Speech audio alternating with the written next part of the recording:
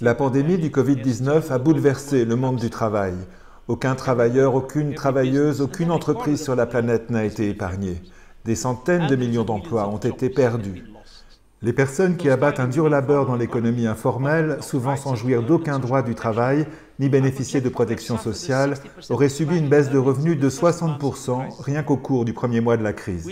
Les femmes en particulier ont été très durement frappées. Elles travaillent dans nombre des secteurs les plus gravement touchés, tout en dispensant la majeure partie des soins non rémunérés, dont le fardeau s'est considérablement alourdi.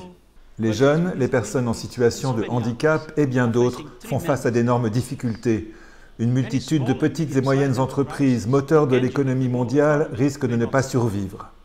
La crise qui sévit dans le monde du travail ne fait que raviver un foyer déjà ardent de mécontentement et d'anxiété. Le chômage massif et la perte de revenus liés au Covid-19 érodent encore plus la cohésion sociale et déstabilisent les pays et les régions sur le plan social, politique et économique. Il est vrai que de nombreuses entreprises et leur personnel ont su s'adapter avec créativité à l'évolution des circonstances.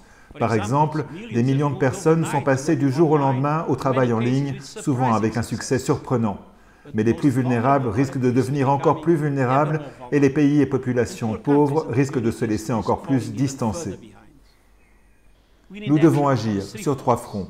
Premièrement, nous devons apporter un appui immédiat aux travailleurs et travailleuses afin d'éviter les fermetures, les pertes d'emplois et la baisse des revenus. Deuxièmement, nous devons accorder une attention accrue à la fois à la santé et à l'activité économique après la levée des mesures de confinement en garantissant des lieux de travail sûrs. Troisièmement, nous devons nous mobiliser pour une relance verte, durable, inclusive et centrée sur l'humain, exploitant le potentiel des nouvelles technologies pour créer des emplois décents pour tous et qui tirent parti des solutions trouvées par les entreprises et les travailleurs pour s'adapter à cette situation. On parle beaucoup de la nécessité d'instaurer une nouvelle norme après cette crise. Mais n'oublions pas que le monde d'avant le Covid-19 était loin d'être normal.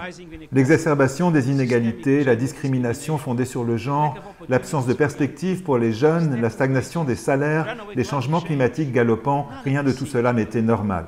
La pandémie a révélé au grand jour des déficiences, des fragilités et des lignes de fracture d'une ampleur colossale. Le monde du travail ne peut pas et ne doit pas rester le même après cette crise. L'heure est venue de coordonner l'action mondiale, régionale et nationale pour créer des conditions de travail décentes pour tout le monde, point de départ d'une reprise verte, inclusive et résiliente. Par exemple, le passage de la taxation des salaires à celle du carbone constituerait un grand pas dans cette direction. En prenant rapidement des mesures intelligentes à tous les niveaux, guidées par le programme de développement durable à l'horizon 2030, nous pouvons émerger de cette crise avec une vigueur nouvelle, de meilleurs emplois et un avenir meilleur, plus équitable et plus vert pour toute l'humanité.